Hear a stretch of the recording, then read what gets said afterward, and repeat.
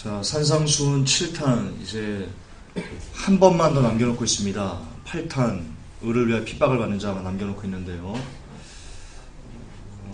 요 7탄까지 하고 잠시 마정 외침을 하고 그리고 8탄 넘어가겠습니다. 다음 주에는 마정 외침을 하도록 하겠습니다. 여러분, 러시아가 우크라이나를 침공했습니다. 아시죠? 침공했고 미국이 러시아에게 경고했습니다. 너희들 대가 치를 거야. 그러면서 지금 주요 외신들이, 우리 한국 언론에는 안 나오는데요, 주요 외신들이 지금 러시아가 3차 대전을 준비하는 것 같다, 그런 식으로 지금 몰아가고 있습니다. 왜냐하면 러시아가 그 인접한 여러 나라들의 그 전략적으로 군 기지를 쓸 수 있는 것을 지금 타협을 하고 있다 하거든요. 그래서 뭔가 지금 우리가 모르는 어떤 일이 벌어지는지 잘 모르겠지만 근데 이게 또 쇼일 수 있습니다.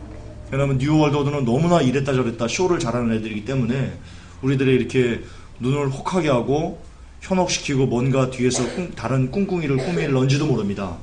그러나 거듭반복하지만 제 논지가 뭡니까? 당장 소나기는 피해가자입니다. 그게 옳습니다. 혹 이게 이러다가 흐지부지 끝나고 그냥 유야무야 된다 할지라도 지금 당장 눈에 보이는 이 위기가 있으면 우리가 더욱더 마음을 다잡고 경성해야 되겠다. 우리가 더 집중해서 기도 말씀을 살아야 되겠다. 예. 그 삶을 사는데 오늘의 말씀이 도움이 될 것 같습니다. 화평케 하는 자. 시작하겠습니다. 오늘의 본문입니다. 마태복음 5장 9절인데요. 9절 같이 읽겠습니다. 시작. 화평케 하는 자는 복이 있나니 저희가 하나님의 아들이라 일컬음을 받을 것이요. 먼저 여러분, 원어가 가진 뜻을 우리가 고찰을 해보겠습니다. 화평케 하다는요, 합성어입니다. 에이레네, 평화를 만드는 이라는 그 형용사와 그리고 포이오스, 만들다 라는 뜻이 합해진 단어입니다. 화평케 하다, 그래서 에이레네 포이오스라고 있습니다. 뜻은 중재자란 뜻입니다. 중재자. 어떤 중재자요? 평화를 만드는 자라는 뜻에서 중재자, 조정자. 다시 말해서 평화를 위한 조정자, 평화를 위한 중재자라는 뜻입니다. 그런데 이 원어가 가지고 있는 뜻이요, 오늘날 우리에게 어떻게 적용되는지, 그게 중요합니다. 너무나 많은 사람들이 이 평화를 만드는 중재자라는 뜻을 왜곡해서 사용하고 있습니다. 자, 일반적으로 이 화평하다는 개념이 우리가 이렇습니다. 두 친구가 싸웠다 이겁니다. 상화와 그리고 우리 태양이가 싸웠어요. 우리 집사님이 말렸습니다. 화해시켰습니다. 자, 악수해. 그러면 이제 권 집사님이나 장 집사님은 하나님의 아들인 겁니까? 여기 보면 화평케 하는 자는 복이 있나니 저희가 하나님의 아들이라 일컬음을 받는데요. 다시 말해서 화평케 하는 자는 하나님의 아들이 된다는 뜻이에요. 자, 다시 갑시다. 상화와 태영이가 싸웠다 이겁니다. 우리 장 집사님이 상화는 이렇게 잘못했고 우리 태영이는 이게 잘못했으니까 서로 쌤쌤이야. 자, 악수해. 그래서 상화와 태영이가 악수하고 막 화해했어요. 그러면 우리 장윤선 집사님은 하나님의 아들인 겁니까? 그거 하나만으로? 우리 장 집사님 성격 아시죠? 아닙니다. 힘듭니다. 자, 이처럼 부모님이나 선생님 또는 주위에 없는 친구들이 이 싸운 사람들, 그 다툼과 불화가 있는 사람들을 중재해서 평화하게 만들었다고, 서로 잘 지내게 만들었다고 그걸로 하나님의 아들이라고 불려야 되는 것은 아닙니다. 그렇죠? 자, 조금 더 가봅시다. 분쟁이 있었다 이겁니다. 이제 전혀 모르는 사람들이에요. 쌍방 안에. 우리 차 작가님하고 제가 몰라요. 근데 다툼이 있었어요. 차를 서로 충돌했다 이겁니다. 근데 네가 잘났네, 내가 잘났네, 네가 끼어들었네, 내가 끼어들었네, 이렇게 실기냐고 있답니다. 근데 경찰이 와가지고요, 사건 조사를 딱 CCTV 분석하고 뭐 딱 해가지고, 우리 차 작가님은 요만큼 잘못했고 우리 김 전사는 요만큼 잘못했으니까 이렇게 서로 합의 보셔 해가지고 서로 차 작가님도 그렇고 저도 그렇고 해피하게 합의를 봤다 이겁니다. 그러면 그렇게 중재한 경찰관은 하나님의 아들이겠네요. 저 평화를 만들었잖아요, 인본주의적으로. 그럼 하나님의 아들이라고 일컬음을 받아야죠. 아닌 거 아시죠? 자, 또 불교가 있고 이 땅에는 많은 종교가 있습니다. 불교, 천주교, 이슬람교, 이들이 각각 그 중재자의 위치에서 자, 예를 들어서 불교 신자 두 명이 있다 이겁니다. 불교 신자 두 명이 교리를 갖고 싸우고 있었어요. 근데 중리 그 교리를 이렇게 잘 이렇게 해가지고 평화하게 둘이 이렇게 평화하게 융화시켰단 말입니다. 그래서 다투지 않게. 그러면 그 중은 하나님의 아들이신가요? 아들이려나요? 자, 제가 좀 더 직접적인 예를 좀 들어드릴게요. WCC가 있습니다. WCC가 지금 뭘 우리에게 강요하고 있죠? 종교 간의 평화를 강요하고 있습니다. 천주교, 이슬람교, 그리고 기독교 이런 모든 전 세계 무속 종교 이런 것들이 다 이렇게 평화해야 된다. 싸우지 말아야, 다투지 말아야 된다. 그러기 위해서 우리가 대화해야 된다라고 하면서 WCC의 목표가 뭐냐면요, 평화입니다. 그러면 WCC를 지지하고 WCC를 하는 모든 사람들은 다 하나님의 아들이라고 일컬음을 받아야 되는 건가요? 지금 WCC 그럼 좋은 건가요? 자, 여기서 말하는 화평이 아니라는 것을 제가 증명하기 위해서 우리들이 흔히 알고 있는 인본주의적인 화평이 이 성경에서 말하는 화평케 하는 자가 아니라는 것을 제가 증명해드리기 위해서 지금 예를 드는 겁니다. 자, 또 교황이 있습니다. 모든 음료와 가증한 것들의 어미의 수장인 이 교황이 있습니다. 교황의 지금 인기가 최고로 치솟고 있습니다. 왜 그렇습니까? 교황이 세상에 평화를 가져준다. 높고 낮은 사람들이 신분 차이를 극복해서 부르주아의 삶을 살지 않고 서민의 프롤레타주의적인 그런 삶을 산다. 이런 친서민적인 이 교황의 행보가 사람들에게 어떤 뭐라고 할까요? 희망과 어떤 뭐라고 할까요? 이 좋음으로, 아름다움으로 나타난다. 그래서 지금 교황이 인기가 있지 않습니까? 즉, 교황의 모토가 뭐냐? 평화입니다, 평화. 그러면 교황은 하나님의 아들이 돼야 되나요? 지금 화평케 하는 자는 복이 있나니 하나님의 아들의 일컬음을 받아야 된다고 그랬으니까? 자, 또 적그리스도가 있습니다. 적그리스도가 마지막 때 이스라엘과 더불어 7년 평화 조약을 체결합니다. 여러분, 중동은 지금도 테러가 끊이지 않습니다. 왜 그렇습니까? 뭐 특별히 중동 정세를 나갈 것 같지는 없고요. 어쨌든 지금 최근에 우리나라의 어떤 그 충북 진천에 있는 모 교회인데 이름이 생각이 안 나는데요. 거기도 성지순례 갔다가 테러당해서 죽었죠. 이처럼 지금 분란이 끊이지 않는데 이 평화조약이 뭐냐면 그 분란을 종식시키는 조약입니다. 7년 동안 이스라엘과 관련된 그 중동 지역에 평화가 옵니다. 그러면 적그리스도는 무려 그 인류 역사상 계속해서 치고받고 반목했던 그 중동의 평화를 가져온 최초의 사람인 이 적그리스도는 하나님의 아들이겠네요. 넘버원가는. 여러분, 아니지 않습니까? 따라서요, 우리가 1차 결론을 내릴 수 있습니다. 이 화평케 하는 자에 대한 1차 결론이 이겁니다. 화평케 한다는 뜻은 인본주의적으로 인간과 인간 사이의 중재를 통한 화평, 혹은 국가와 국가 사이의 중재를 통한 화평, 혹은 인종과 인종의 중재를 통한 화평, 혹은 종교와 종교의 중재를 통한 화평, 이처럼 이 땅에서 평화와 화평을 이루는 것이 아님을 알 수 있습니다. 왜냐? 제가 증명해드렸듯이 이 땅에서 아무리 평화를 가져다 준다고 할지라도 하나님의 아들이라고 일컬음을 받을 수 없기 때문입니다. 그 뜻이 아닙니다. 화평케 하는 자는 복이 있나니 그 뜻이 아닙니다. 오히려 예수님께서는요, 이 땅에 오셨는데 말씀을 갖고 오셨는데 그 말씀을 인해서요, 시어미와 며느리가 불화하리라. 내가 불을 던지러 왔다. 칼을 던지러 왔다. 예수님 이렇게 말씀하셨습니다. 그러면 예수님은 하나님의 아들이 아니네요. 예. 여러분, 우리가 너무 오랫동안 길들여져 왔던 것이 있습니다. 여러분들이 성경을 인본주의로 봅니다. 여러분 중심으로 성경을 해석합니다. 성경을 중심으로 우리의 가치관을 깨부셔야 되는데 너무나 오랫동안 우리가 인본주의적 사고를 길들여왔고 또 목회자들에 의해서 그런 설교를 우리가 들어왔기 때문에 우리도 모르게 내 기준에 맞춰서 화평은 이런 거야, 평화는 이런 거야 라고 이렇게 재단한다는 것입니다. 심각한, 너무나 가슴이 아픈 그런 현실이 아닐 수 없습니다. 여러분, 화평의 본질은요,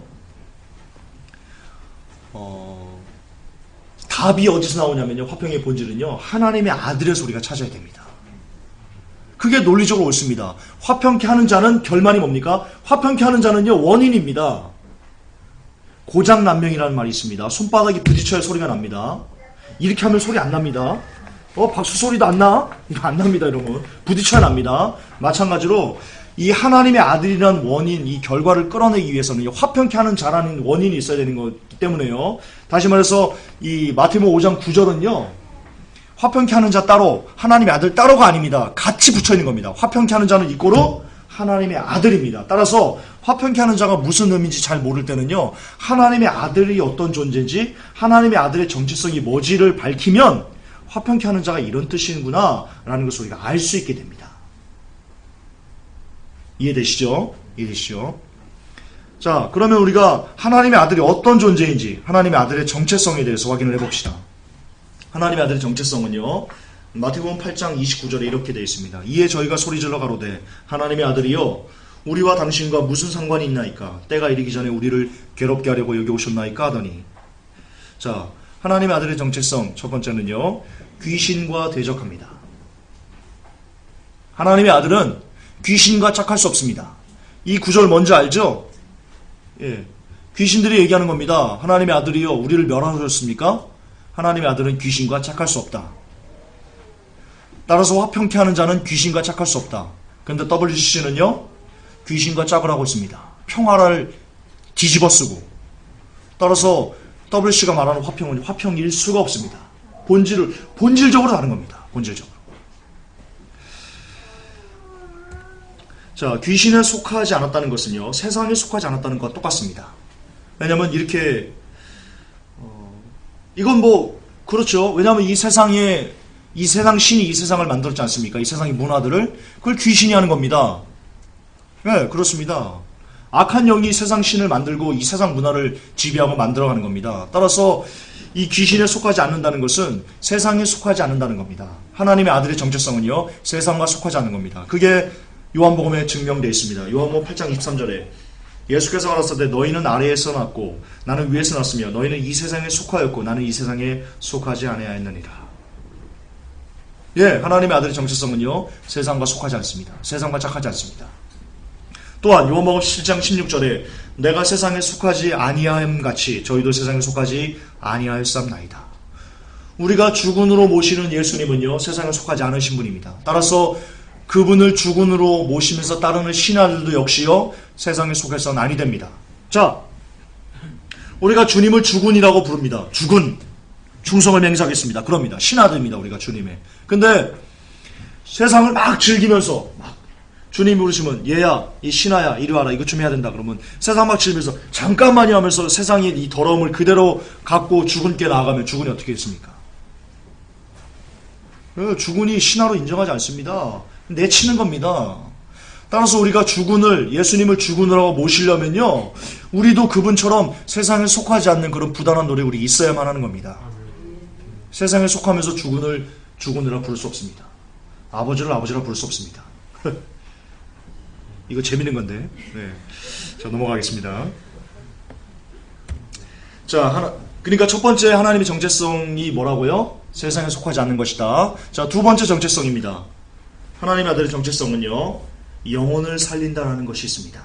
요한복음 5장 25절에 진실로 진실로 너에게 이르노니 죽은 자들이 하나님의 아들의 음성을 들을 때가 오노니 곧 이때라 듣는 자는 살아나리라.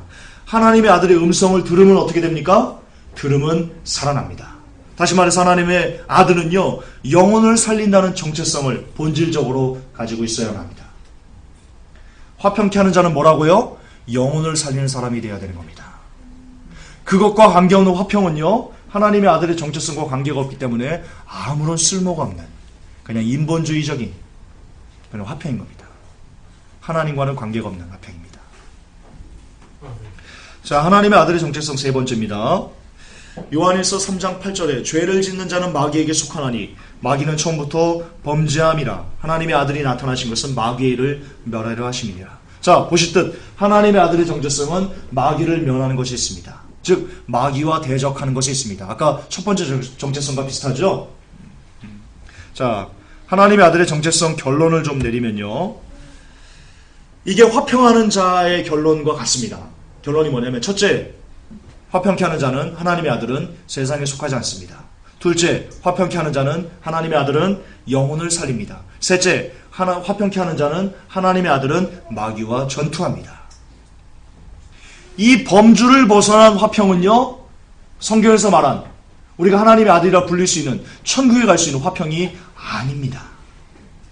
교황이 세상에 속하지 않았나요? 교황이 세상의 정점입니다. 제가 로마 가톨릭의 실체 말하면서 여러분 설교했었죠. 지구상의 최고의 부자 빌 게이츠, 로스차일드, 교황입니다. 바티칸입니다. 전 세계 모든 그 부동산과 주식과 그리고 채권과 이 모든 것에 바티칸이 연결되어 있습니다. 지구 최고의 부자는 바티칸입니다. 근데 교황이 무슨 짓 하고 있습니까? 가난한 자들 이렇게 쇼하지 않습니까? 가난한 자들 이렇게 막 이렇게 빵 나눠주고. 여러분, 바티칸의 곳간을 열면요, 지구상에 가난한 자가 한 명도 없을 수 있습니다. 우리나라의 새 모녀가 안타깝게 자살을 했죠. 저는 그걸 보고 이렇게 좀 별로 좋아하지 않습니다. 저는 그 새 모녀를 별로 좋게 생각하지 않습니다. 물론 그 모습은 불쌍합니다. 하지만 여러분, 이 지구상에는요, 새 모녀보다도요 훨씬 더 힘들게 사는 사람이 많습니다. 새 모녀와는 비교도 안 되게요, 엄청난 고난과 엄청난 환난과 엄청난 아픔 속에 사는 사람이 훨씬 많습니다. 그러면 다 자살해야 되겠네요? 다 죽어버려야 되겠네요?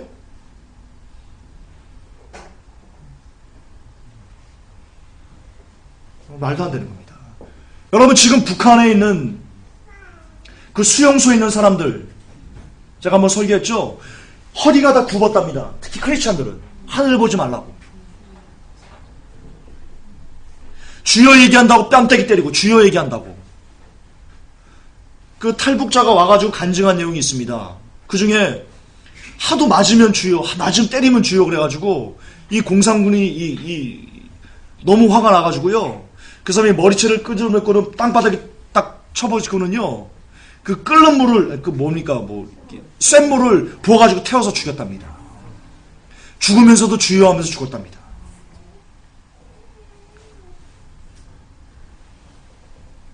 일제시대 때 어떻게 죽었습니까, 우리가? 어떻게 살았습니까, 6.25 때? 6.25 때 어떻게 살았냐고요?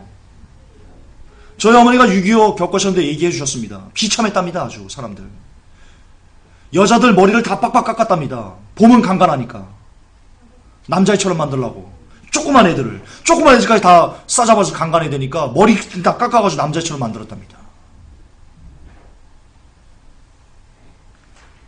일본 때 걸리면 지들 마음대로 그냥 죽여버리고.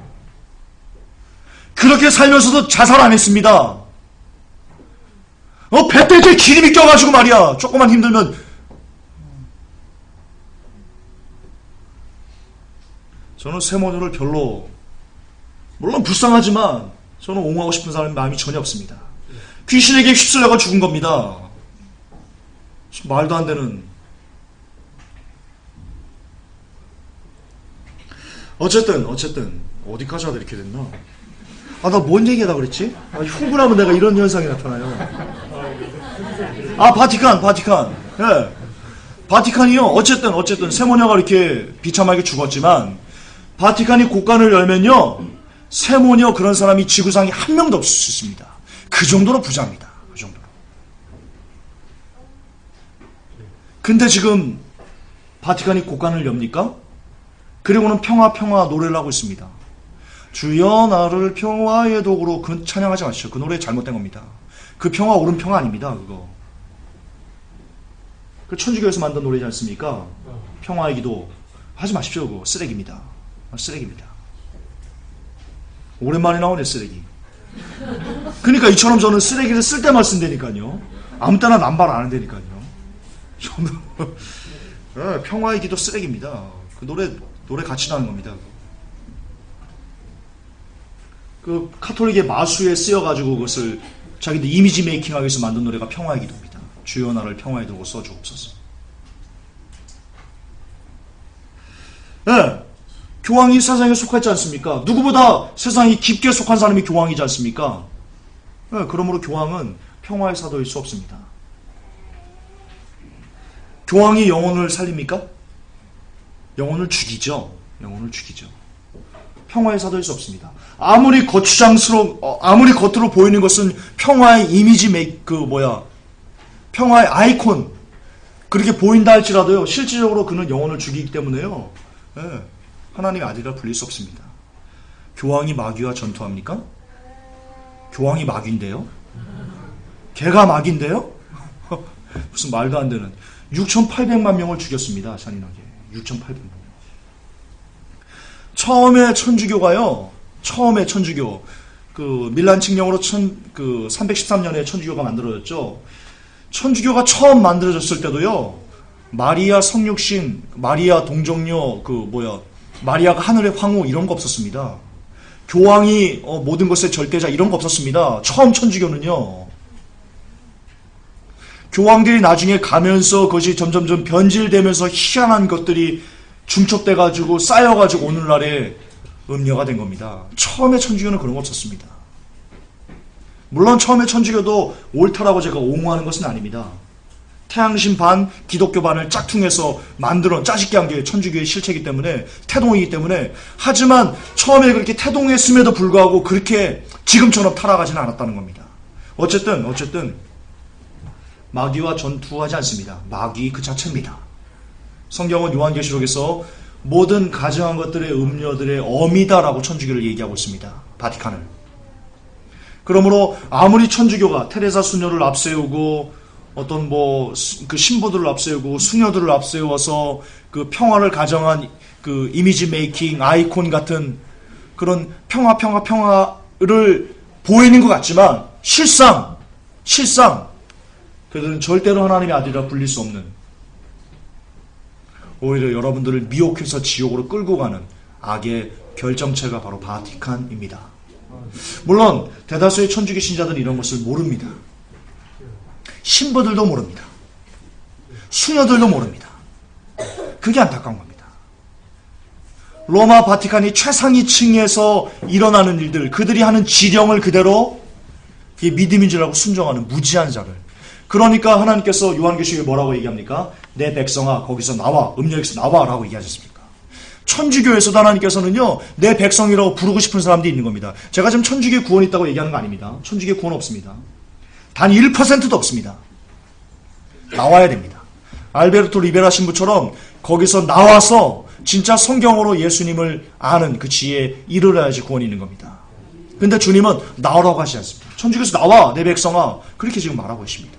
왜냐하면 그 안에 있는 수많은 사람들이 천주교의 진짜 실체를 모르거든요. 그 윗대가리들이 하는, 바티칸에서 한 달인가 두 달에 한 번씩 인신공양 제사한다. 우리가 알고 있죠. 로마 가톨릭 실체할 때 알베르토 리베라 신부가 증언한 내용입니다. 그리고 그 일루미나티의 실체를 밝히고 지금 실종된, 우리 회복교에서 올려놨던 그 이름이 뭔지를 모르겠네. 스발리가 얘기했죠. 바티칸에서 매달 한 번씩 그 지하에서 아이들을 산채로 불을 살라서 인신제사를 하는 그런 것을 자기가 봤다. 스발리가 그것을 증언을 했습니다. 어쨌든 지금처럼 이렇게 끔찍한 일들을 뒤에서, 이걸 전문용어로 이렇게 얘기하는데 말이 되나 모르겠네.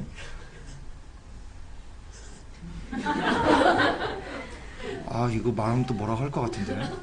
뒤윽 호박씩 간다. 예, 지금 그러고 있다고요. 뒤윽 호박씩 가고 있다고요, 지금.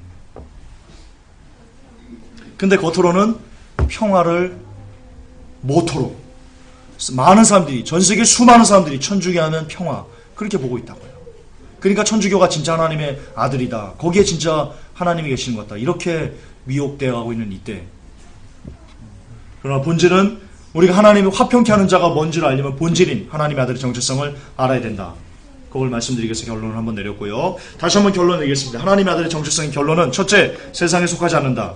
둘째, 영혼을 살린다. 셋째, 마귀와 전투한다입니다. 여기서 벗어나는 것은 하나님의 아들이 아닙니다. 화평케 하는 자가 아닙니다. 자, 따라서 이런 정체성을 드러내지 않은 화평은 아무런 쓸모가 없는 죽은 화평입니다.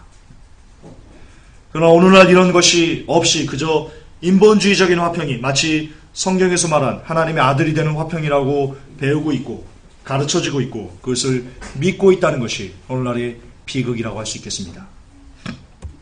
2차 결론입니다. 화평케 하는 자는 다른 사람이 세상에 속하지 않도록 이끄는 자를 말하는 겁니다. 자, 이제 본질을 제가 들어가는 겁니다. 제가 아까는 화평케 하는 자를 이해시키기 위해서 서두를 말씀드린 거고요. 이제 우리가 화평한 자가 되기 위해서 어떻게 해야 되는지에 대한 그 실체적인 어떤 이 적용을 우리가 지금 하는 겁니다. 2차 결론입니다. 화평케 하는 자는 다른 사람이 세상에 속하지 않도록 이끄는 자를 말하고요. 화평케 하는 자는 영혼을 살리는 사람을 말하고요. 화평케 하는 자는 마귀와 전투하는 자를 이야기합니다. 여러분 이렇게 사셔야 됩니다. 화평케 하는 자. 왜냐하면 그래야지 하나님의 아들이라 불릴 수 있거든요. 여기서 하나로 벗어나면 여러분 천국 힘듭니다.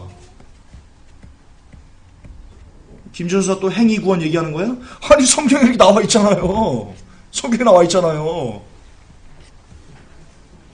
이거 잘 들으셔야 됩니다. 이게 굉장히 중요한 내용입니다. 자, 그럼 화평케 하는 자의 조건 첫째를 보겠습니다.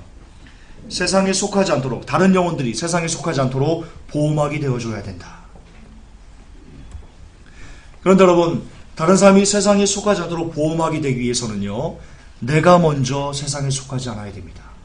자, 나는 열심히 세상을 즐기고 있어요. 열심히, 자, 호프집을 갔더니요, 열심히 술을 마시고 있어요. 부어라 마시라 하고 있다고요. 옆에 성도가 왔어요. 청년 성도가. 장로님이 술을 마시고 있는데 성도가, 너 술을 마시면 돼! 기독교인이. 얼른 나가! 머리에 피도 안 마는 것이. 그러면, 이게 그 청년이 뭐라고 하겠습니까? 아유, 너나 잘하세요.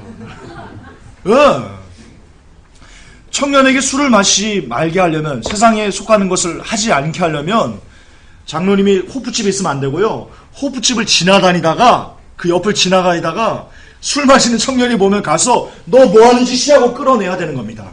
동의하십니까? 네, 이처럼, 다른 사람을 세상에 속하지 않게 만드는 보호막이 되기 위해서는요, 내가 먼저 세상에 속하지 않는 삶을 살아야 됩니다. 즉, 화평케 하는 자의 조건 첫 번째는요, 여러분들이 세상에 속하지 않아야 됩니다. 그게 핵심입니다. 주님은 이렇게 말씀하셨습니다. 마태복음 7장 4절 5절에 보라 내 눈 속에 들보가 있는데 어찌하여 형제에게 말하기를 나로 내 눈 속에는 티를 빼게 하라 하겠느냐.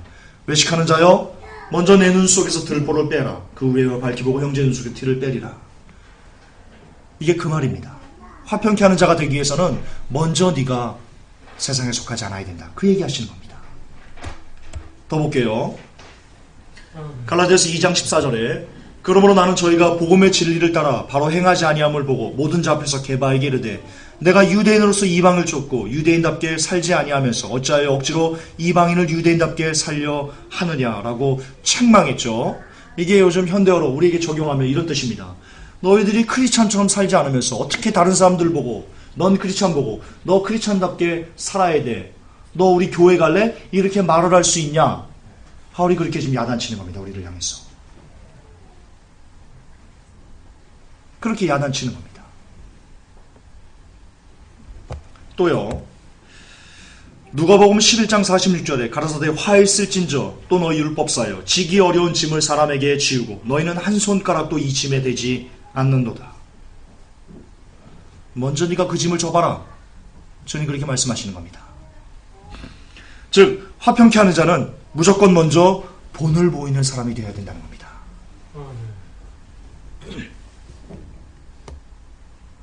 교회에서 장로님이요. 아이들이나 혹은 좀 밑에 있는 사람들이 장로님 연세가 많아서요. 밑에 있는 사람들이 자기의 말을 좀 따라주기를 원하는데 따르질 않습니다. 말을 안 듣습니다. 그래서 장로님이 이렇게 말을 안 듣냐고 야단칩니다. 그들이 자기끼리 밖에 나가서 수군대는 얘기를 듣습니다. 장로님이 본을 보였으면 우리가 안 따르겠어요? 여러분 이거는요 만고의 진리입니다. 왜 선생님들, 왜 부모님들, 자녀들이 부모님들의 말을 안 듣습니까?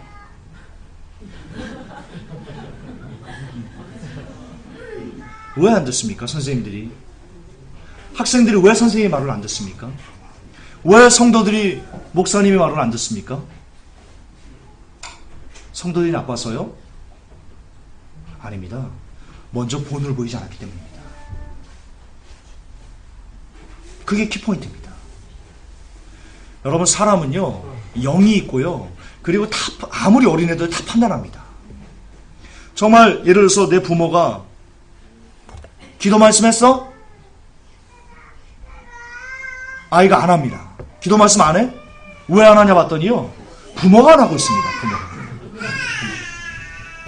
부모님이요, 아이들이 보는 앞에서요, 철저하게 기도 말씀 딱딱하고요, 철저하게 예배 시간 딱딱 지키고요, 예배들 때 반듯하게 움직이지 않고 정말 하나님 집중하고 이런 모습, 정말 이렇게 본이 되어 있는 모습 보면 애들이 고스란히 배웁니다. 고스란히. 여러분 책임입니다. 앞장선 여러분들 책임입니다. 그 교회가 개판친다, 목사님 책임입니다. 네, 말이 뭡니까? 목사님 책임입니다. 목사님이 정말 하나님 앞에서 바른 신앙의 모습을 제대로 보이지 못했기 때문에 여러분 흔들리는 겁니다. 물론 그걸 다 그렇다라고 볼 수는 없겠지만 그 가능성이 굉장히 높습니다. 굉장히 높습니다. 따라서 화평케 한 자는 먼저 무조건 본을 보여야 됩니다. 본을 보여야 됩니다. 즉 화평케 하는 자는 즉 본을 보인다는 것은 이런 겁니다. 자신을 희생해서, 이게 왜 나왔지 지금? 가만히 있어봐. 이게 아닌데 주여, 잠깐만요. 하하, 하나님, 야 이거 왜 이래? 주여. 됐습니다. 요한복음 12장 24절에 내가 진실로 진실로 너에게 이르노니 한 알의 밀이 땅에 떨어져 죽지 아니하면 한 알 그대로 있고 죽으면 많은 열매를 맺느니라. 자, 제가 왜 이 구절을 가져왔냐면요, 여러분, 본을 보인다는 것은요, 쉬운 거 아닙니다. 본을 보인다는 거. 본을 보이는 것은요, 반드시 여러분들의 희생이 있어야 됩니다. 희생 없이 본을 보일 수 있습니까? 일찍 일어나! 주여! 야, 이거 오늘 왜 이러냐, 이거? 야, 죄송합니다. 이런 적이 없는데, 한 번도. 이런 저. 오늘 왜 이렇게 땀나네, 주여. 다시요. 자, 아까 화평케 하는 자의 조건, 첫째 조건이 본을 보이는 거라고 말씀드렸죠. 근데 본을 보이려면 반드시 조건이 필요하다니까요. 그냥 본을 못 보인다니까요. 희생 없이 본을 보일 수 있을 것 같아요. 자, 예를 들어 봅시다. 자녀들에게 일찍 일어나 새벽 기도해야지. 예린이는 일어나 있어요. 예린은 아빠 일어나. 이러면 안 된다는 겁니다. 이러면 아빠가 먼저 딱 일어나서 예린아 일어나야지, 새벽 예배 들어야지, 이래야 된다는 겁니다. 그러기 위해서는 내가 먼저 일어나기 싫어도 일찍 일어나고 이런 내 뼈를 깎는 그런 아픔이 있어야 된다는 겁니다. 네. 한 알의 밀이 땅에 떨어져 죽는 그 희생이, 그 본이 먼저 있을 때 우리가 어떤 다른 사람들에게 본을 보이는 것이 있을 때 다른 사람들을 구원해낼 수 있는, 혹은 다른 사람들을 이렇게 영향을 미칠 수 있는 그런 사람이 될 수 있다. 그래서 자신을 희생해 다른 이를 세상으로부터 보호하는 이가 바로 화평케 하는 자의 1순위 조건이다.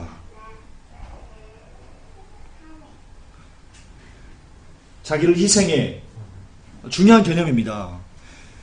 우리가 아까 화평케 하는 자의 그 첫 번째 조건이 다른 사람을 세상에 물들지 않도록 보호막이 되는, 프로텍터가 되는 거다라고 말씀드렸죠. 근데 그렇게 되기 위해서 제가 지금 그 적용을 여러분들에게 드린 겁니다. 그냥 다른 사람들이 세상에 속하지 않도록 내가 보호막이 될 수가 없다니까요. 그러려면 내가 먼저 세상에 물들지 않아야 되고 그래야 되는데, 그러려면, 그런 본을 보이려면, 내가 먼저 세상에 물들지 않는 본을 보이려면 내가 희생하는 아픔이 먼저 내게 있어야 된다라는 겁니다. 그게 여러분들이 하셔야 될 적용이라는 겁니다. 텔레비전 보고 싶어요. 개콘이 막 보고 싶어요. 깔깔깔 대고 싶어요. 그래도 내 아이들을 세상으로부터 보호하기 위해서 내가 그 보고 싶은 것을 꾹 참고 내가 먼저 텔레비전을 갖다가 부시는 것. 네, 그게 그런 희생이 내게 있어야 된다는 겁니다. 그런 죽어짐이. 내가 먼저 세상에 속하지 않으려는 것이. 그 본을 먼저 보일 때 그 본을 보고 따라가는 다른 사람들이 세상에 물들지 않게 된다는 겁니다. 즉 자신을 희생해서 다른 이를 세상으로도 보호하는 이가 바로 뭐라고요? 화평케 하는 자. 하나님의 아들이 된 사람이네. 정말 첫 번째 조건이다. 1순위 조건이다. 저는 그렇게 강조하고 싶습니다. 강조하고 싶습니다. 자, 두 번째 화평케 하는 자의 조건입니다. 영혼을 살리는 사람입니다. 영혼을 살리는 사람. 여러분, 영혼을 살리기 위해서는요, 정말 중요한 게 있습니다. 이것 없이 영혼 못 살립니다. 정말입니다. 목에 칼이 둬도 못 살립니다. 뭔지 아십니까? 천국과 지옥에 대한 강력한 믿음입니다. 이것 없이는요, 정말 죽었다 깨어나도 영혼 못 살립니다. 여러분, 영혼을 살린다는 것은요, 정말 약한 영과의 엄청난 전투가 시작되는 겁니다. 그래서 어떤 것보다 힘든 일이 이 일인데, 여러분들이 이것을 도중에 포기하지 않을 수 있는 유일한 길은요, 그 영혼을 바라볼 때 그 영혼이 지옥에서 막 불구덩이에서 막 아 뜨거! 막 하는 것이 여러분들이 상상이 돼야 돼요. 이미지 메이킹 돼야 됩니다. 그래서 그 영혼이 복음 전했더니 마지막 때 그랬더니 미친놈. 그럴지라도 그 영혼이 거기서 그 불 속에서 막 이러는 것을 제가 상상이 되면 욕을 해도 그래도 괜찮아. 욕해도 살아야지 너. 그래 욕해도 좋아. 살아만 나자고. 이렇게 되는데요. 여러분들이 그 영혼이 불 속에서 이런 것이 상상이 안 되면 그게 안 믿어지면 욕하면 어이씨 이봐라. 이래 된다니까요. 그러면서 몰라 네 살던 죽을 때 알아서 해. 여러분 이게 진실입니다. 일이 됩니다. 일이 됩니다. 따라서 영혼을 살리기 위해서는요 반드시 천국과 지옥에 대한 믿음이 있어야 됩니다. 이것 없이 영혼 못 살립니다. 이것 없이 가족 못 살립니다.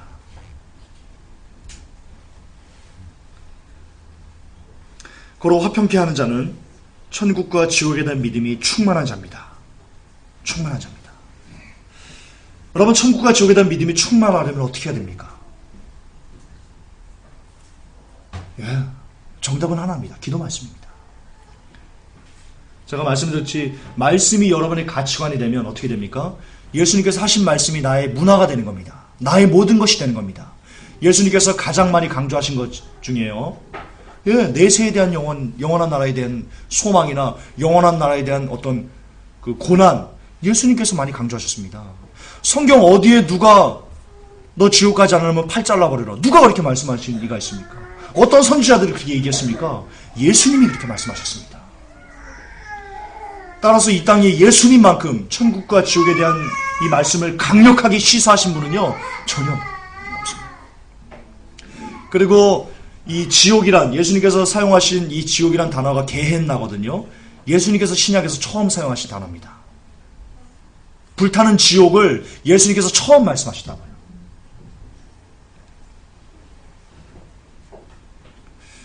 그러므로 정말 여러분들이 기도와 말씀으로 무엇보다도 여러분 먼저 천국과 지옥에 대한 믿음.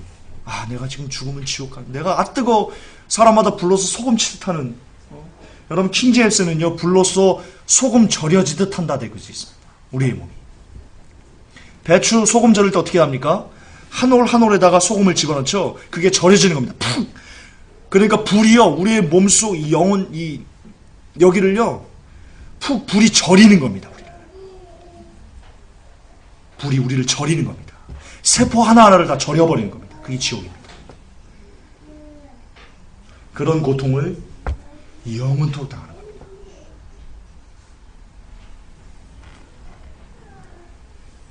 어떤 분들은 제가 이런 설교하면 무서워서 무섭게 한다고 제가 하나님의 사람이 아니고 루시퍼의 앞잡이랍니다. 여러분, 오늘 누가복음 1장을 우리가 묵상을 할 건데요. 그 묵장이에요. 이런 내용이 되게 많습니다. 사가랴가 무서워하더라. 무서워하더라. 마리아가 무서워하더라. 천사의 나타남을 보고 무서워하더라. 이런 내용이 계속해서 반복해서 나옵니다. 그러면 그 천사가 루시퍼인가요? 무서워하니까? 무슨 말도 안 되는 논리를 갖다 적용하는 겁니까? 하나님의 역사는요, 왕왕 그리고 자주 공포를 수반합니다. 성경입니다. 성경입니다. 그리고 사람은 그걸 통해서요, 각성하게 됩니다. 그 무서움을 통해서. 따라서 우리에게 두려움을 역사하는 것도요, 하나님께서 우리를 깨우시게 한 은혜의 방편이라는 것을 잊으시면 안 됩니다. 무섭게 하니까 루시퍼? 이거는 잘못된 일반화의 오류입니다. 그렇지 않습니다. 다시 영혼을 살리는 사람이 되려면, 화평케 하는 사람이 되려면 먼저 여러분들이 천국과 지옥에 대한 강력한 믿음을 가져라. 그러려면 미친 듯이 기도와 말씀의 삶을 살아야 된다. 말씀이 여러분의 가치관이 돼야 된다. 그래서 예수님께서 하신 사람마다 불러서 소금치듯 함을 당할 것이야. 너희들의 구더기도 죽지 않을 거야. 너희도 벌레도 죽지 않을 거야. 라는 것이 그냥 아무리 두렵고 아무리 무섭더라도 그게 그대로 내게 문화가 될 수 있도록, 내 가치관이 될 수 있도록, 그래 지옥만은 가면 안 되겠다라고, 정말 모든 것을 다 팔아서라도 지옥만은 가지 않아야 되겠다, 그게 내 신념이 될 수 있도록, 그게 내 모토가 될 수 있도록 여러분들이 먼저 그렇게 믿음을 체득화해야 됩니다. 그래야, 그게 먼저 선행돼야 다른 영혼을 보았을 때, 다른 영혼에게 복음을 전하고 전도할 때, 야, 미, 뭐, 액, 의, 멍, 에, 이단, 용녀, 이런, 주여. 이럴 때, 흔들림 없이. 왜냐면 그 영혼이 막 뜨거워할 걸 내가 믿으니까. 꾸준히 그걸 참으면서, 꾸준히 그것을 받아들이면서, 그래, 그래도 살아봐. 그래도 살아봐. 나 욕하고, 나 짓밟고, 그래도 살아봐! 라고 말할 수 있는 사람이 되는 겁니다. 그게 화평케 하는 자입니다. 자, 세 번째는요, 화평케 하는 자의 조건 세 번째는요, 마귀와 전투하는 자입니다. 그러나 여러분, 오해하시면 안 됩니다. 그동안 지금 신사도들이 마귀와 전투한다면서 무슨 일을 하고 있습니까? 툭 보면 예수의 이름 명하니 쫓아가, 예수의 명하니 물러가, 이런 일들을 하고 있습니다. 마귀와 전투한다면서, 그러면서 승리하라고 얘기합니다. 그러나 여러분, 성경에 예수님께서 마귀를 어떻게 이기셨습니까? 어떻게 대적하셨습니까? 성경은 이렇게 우리에게 얘기하고 있습니다. 마태복음 4장 4절, 예수께서 대답하여 가라사대 기록되었으되 사람이 떡으로만 살 것이 아니요 하나님의 입으로 나오는 모든 말씀으로 살 것이니라. 마태복음 8장 16절에 저물매 사람들이 귀신 들린 자를 많이 데리고 예수께 오거늘 예수께서 말씀으로 귀신들을 쫓아내시고, 에베소서 5장 26절에 이는 곧 물로 씻어 말씀으로 깨끗게 하사, 히브리서 1장 3절에 이는 하나님의 영광의 광채시오 그 본체의 형상이라 그 능력의 말씀으로 만물을 붙드시며. 즉 예수님은 마귀와 대적을 할 때 뭘 사용하셨냐면, 신비나 이적과 기적과 표적 이런 게 아니고요, 본질적으로 뭘 사용하셨냐면 바로 말씀을 사용하셨다는 겁니다. 따라서 마귀와 대적한다, 마귀와 전투하는 자가 하나님의 아들이라 불리는 조건이다 라고 말씀드렸는데요, 마귀와 전투한다는 것의 본질은 뭡니까? 핵심은 뭡니까? 여러분이 말씀이 충만한 사람이 되는 겁니다. 그게 본질입니다. 그게 마귀와 전투하는 것의 핵심입니다. 이거 빼고, 말씀 빼고 그냥 막 어디서 무슨 무당 타닥거리 하는 거 배워가지고 막 가만히 있어봐, 내가 물러가! 그러면서 나다 물러가! 여러분, 이러면 절대 안 나갑니다. 귀신이요 옆에서 이렇게 깔깔대고 웃습니다. 말씀이 없는 자에게는요, 능력이 나가지 않습니다. 이거는 만고불변의 진리입니다. 말씀이, 왜, 여러분, 예를 들어 드릴게요. 우리 몇 번 제가 했는데요.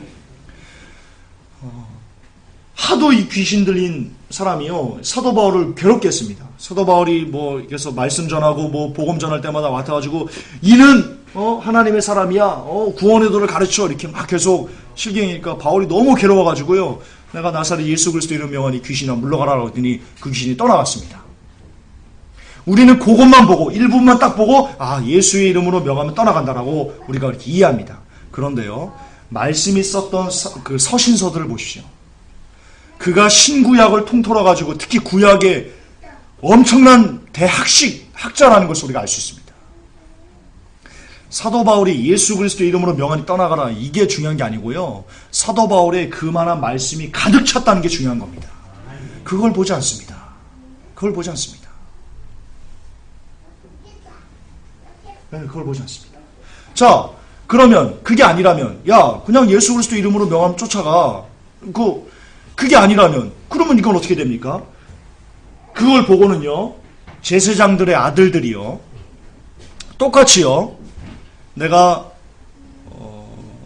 똑같이 그런 식으로 무슨 빙자에 갑자기 생각 안 나네. 어쨌든 그들도 예수를 명하니 귀신아 떠나가라 그렇게 명했습니다. 그랬더니 귀신이 뭐라고 합니까? 예수님도 내가 알고 바울도 내가 아는데 너는 누구니? 하면서 달라붙어가지고 옷을 다 찢어버렸습니다. 능력이 안 나타났습니다. 예수님의 이름에 능력이 안 나타났습니다. 착각하시면 안 됩니다. 말씀 없이 정말 내가 하나님을 믿는 그 신실한 믿음 없이 그냥 입으로만 예수의 명하니 쫓아가. 여러분 귀신 들립니다. 귀신같이 합니다. 야, 네가 믿고 얘기하는 거니? 아니면 그냥 쇼하는 거니? 귀신같이 합니다. 귀신은. 중요한 건 뭡니까? 예수님의 이름으로 귀신을 쫓고 대적하고 이게 중요한 게 아니고요. 정말 믿는가? 정말 믿는 그 믿음이 확신한 그 충만한 말씀이 여러분에게 있는가? 이게 본질입니다. 이게 본질입니다. 그러므로 귀신과 대적하는 자가 화평케 하는 자다. 그리고 하나님의 아들이라 일컬음을 받는다. 그 뜻은 여러분이 말씀으로 충만한 자, 얼마나 충만한 자가 되는가 거기에 달려 있습니다. 즉 다시 말해서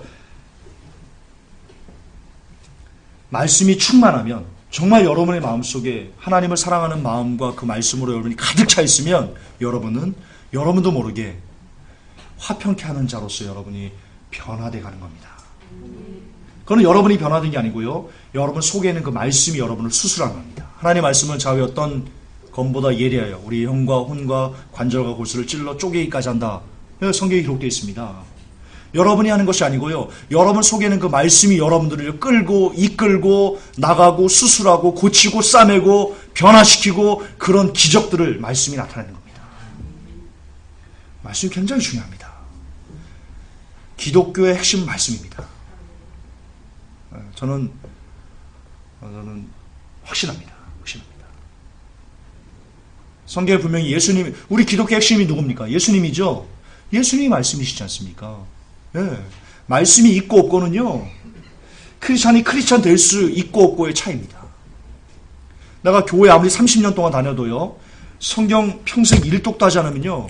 그 사람은 하나님과 굉장히 먼 사람입니다. 말이 뭡니까? 단 일주일을 다녀도요. 단 한 달을 다녀도요. 단 2개월을 다녀도요. 2개월 만에 일독하는 사람 하나님과 30년 동안 다니면서 일독도 하는 사람보다 훨씬 가까운 사람입니다.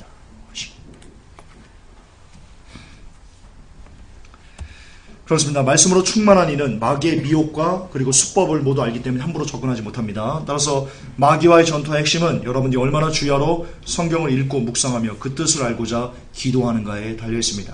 3차 결론입니다. 화평케 하는 자는 다시 말해서 매일의 삶에서 기도와 말씀을 꾸준히 실천하는 사람을 뜻하는 것입니다. 그런 자들은 하나님의 아들이라 불릴 확률이 매우 높은 자들로서 역시 휴거의 확률도 높다 할 수 있겠습니다. 자, 끝으로 화평의 절대자는 예수님입니다. 이 화평은 어디서부터 왔냐? 여러분, 이 화평케 하는 이 에이레네 포이오스라고 말씀드렸죠? 이 단어가요, 딱 한 번 나옵니다. 성경에서. 마태복음 5장 9절 거기서 딱 한 군데 나오고요. 더 이상 안 나옵니다. 그 핵심이 뭡니까? 바로 예수님을 예표하는 겁니다. 예수님만이 화평이다. 둘 없다. 나타내는 겁니다. 근데 예수님께서 우리를 어떻게 하나님과 화평시켜 주셨습니까?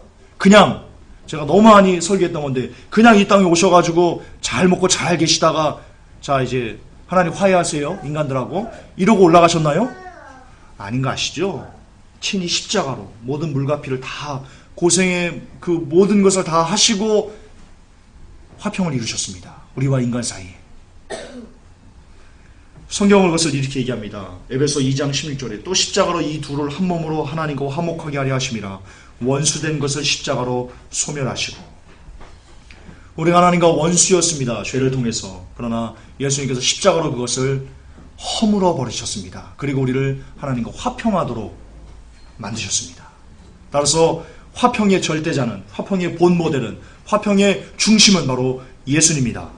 따라서 화평이 예수님부터 주어진 복이라면, 그리고 화평을 예수님께서 그것을 십자가로 완성하셨다면 우리도 화평케 하는 자가 되기 위해서는 이게 중요한 겁니다. 우리도 화평케 하는 자, 하나님의 아들이라 일컬음을 받기 위해서는 거저되는 것이 아니고 예수님께서 십자가로 그 고통으로 화평을 완성하셨듯이 우리도 역시 화평케 하는 자가 되기 위해서는 우리에게 고통이 있어야 된다는 겁니다. 고통 없이 화평은 있을 수 없다는 겁니다. 그게 논리적으로 옳습니다. 주님은 고통을 짊어지셨는데 우리는 고통 없이 화평을 이룬다? 있을 수 없는 겁니다. 따라서 자신의 십자가를 지셔야 됩니다. 화평을 위해서는. 각자의 십자가를 지셔야 됩니다. 여러분의 각 가정에서 여러분의 가족들을 구원하기 위해서 여러분의 가족들을 세상과 멀어지게 하는 그런 프로텍트가 보호막이 되기 위해서 여러분의 친구들을 세상으로부터 건져내기 위해서 여러분의 지인들을 영혼을 건져내기 위해서는 예수님께서 우리를 십자가로 그 아픔으로 건져내셨듯이 역시 여러분들도 여러분 각자의 그 아픔들 그들을 건져내기 위해서 필연적으로 여러분들에게 오게 되는 그 슬픔과 고난과 핍박과 절망과 아픔과 슬픔과 눈물과 그런 아픔들을 여러분들이 그대로 인정하고 받아들이고 그것을 감사함으로 받고 하는 그 애통함이 여러분들에게 있어야 된다는 겁니다. 그때 여러분 각자가 그 십자가를 짊어질 때 여러분 주위에 있는 사람들이 하나님과 화평하게 만들 수 있는 그 통로가 여러분들이 되어줄 수 있다는 겁니다. 그것 없이 같이 즐기고 술 먹으면 같이 술 먹고 TV 보면 같이 TV 보고 뭐 하면 같이 즐기면서 그렇게 아픔도 없이 그냥 같이 즐기면서 영혼들을 구원한다? 쓰레기입니다. 있을 수 없는 겁니다. 예수님은 이 땅에서 우리와 같이 즐기시면서 구원을 완성하지 않으셨습니다. 즐기는 사람들과 정반대로 홀로 외롭게 십자가를 지면서 구원을 완성하셨듯이 역시 여러분들도 여러분의 주위에 있는 가족이나 영혼들을 구원하기 위해서 세상으로부터 건져내기 위해서는 아픔이 필연적이다. 각오하셔야 됩니다. 각오하셔야 됩니다. 이게 싫으시면 여러분 예수님을 믿을 필요가 없습니다. 필요가 없습니다. 무릇 경건하게 살고자 하는 자는 주 안에서 갑자기 생각이 안 나네.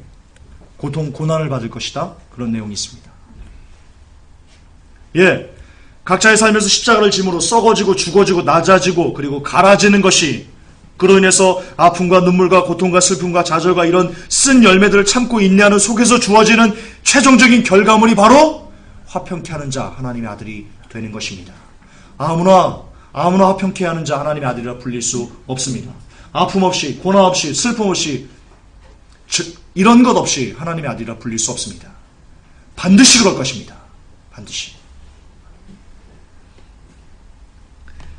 끝으로 정말 화평을 원한다면 그러므로 예수님을 바라보십시오. 예수님을 바라보고 그 모든 아픔들을 이겨내시기 바랍니다. 여러분 스스로의 힘으로 그 절망적인 상황들을 견디어낼 수 없습니다. 인간은 그렇습니다. 그러나 우리 주님은 끝까지 우리와 함께 하신다 하셨습니다. 예수님께서는. 그러므로 히브리서 12장 2절처럼 믿음의 주여 또 온전케 하신 이인 예수를 바라보라. 예, 그분을 여러분 지인들을 구원해내고 지인들에게 보호막이 되어줄 때 그때 그걸로 인해서 여러분들에게 오는 아픔들을 예수님을 바라보면서 묵묵히 그분을 묵상하면서 주님도 이렇게 아프셨겠구나. 여러분들이 가족들에게 욕먹을 때마다 주님이 이렇게 군중들에게 욕을 먹은 심정이 이런 것이었구나. 여러분들이 혹은 육체적으로 어떤 아픔들이 있을 때마다 주님의 채찍이 이런 것이었겠구나. 그렇게 여러분들이 받는 모든 고통들을 예수님께서 이러셨겠구나. 그것을 묵상하는 것으로 묵상하시고 그것을 발판 삼아 그것을 자양분 삼아 그분을 힘입어 끝까지 이 인내의 길을, 이 좁은 길을 마지막까지 걸어가시는 여러분이 되시기를 예수 그리스도 이름으로 축복합니다. 하나님, 화평케 하는 자 복이 있나니 천국이 저희 것이라. 하나님의 아들이라 일컬음을 받을 것이라 하셨습니다. 화평케 하는 자가 되기 위해서 우리가 오늘 각자의 십자가를 짊어지길 원합니다. 무엇보다 내 마음에 천국과 지옥이 확실히 새겨져서 내가 바라보는 가족들, 내가 바라보는 지인들, 내가 바라보는 친구들, 내가 바라보는 저 이름도 성도 모르는 수많은 사람들이 지옥 불구덩이에서 뜨거워하는 그 모습이 내게 상상되어지게 하시고 그 영혼들이 불쌍해서 내 마음이 불타게 하시고 그래서 소리치지 않을 수 없는 그런 내가 될 수 있도록 그렇게 하나님과 화평하게 만들어주는데 내가 걸음이 될 수 있도록 우리가 걸음이 될 수 있도록 우리 하나님 도와주시옵소서. 예수님의 이름으로 기도하옵나이다. 아멘. 주님 감사합니다.